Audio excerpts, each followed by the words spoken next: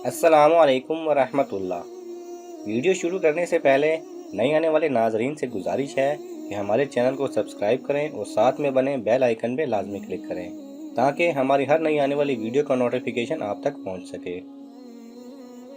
नाजरीन, इशफाक अहमद साहब लिखते हैं कि एक बार जुमा की नमाज से कबल मैं एक बाबा जी के पास बैठा था और स्पीकर पर एक मौलाना तकरीर फरमा रहे थे।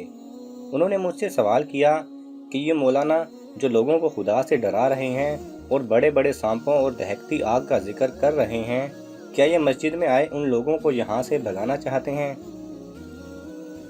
आगे बढ़ने से पहले आप सबसे गुजारिश है कि इस वीडियो को लाइक करके हमारी हौसला अफजाई करना ना भूलें।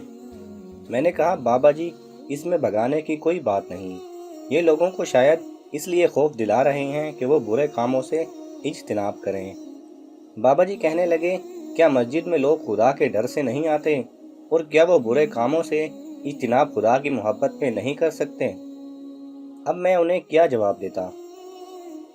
बाबा जी कहने लगे, काका, एक खुदा जो इंसान से 70 माओं से ज़्यादा मोहब्बत रखता है, जिस मिट्टी के पुतले को उसने बेहतरीन साख्त पर बनाया है, क्या वो 70 माओं का प्यार एक तरफ रख कर उन्हें दहकती आग में फेंकेगा? यानी बाबा जी ये कहना चाहते थे कि अल्लाह की मोहब्बत उसके खौफ और गज़ब से कई गुना ज़्यादा है। लिहाजा हमें चाहिए कि उसके खौफ की बजाय उसकी मोहब्बत की ताकत के ज़रिए लोगों को अल्लाह की तरफ लाएं और नेक कामों की दावत दें।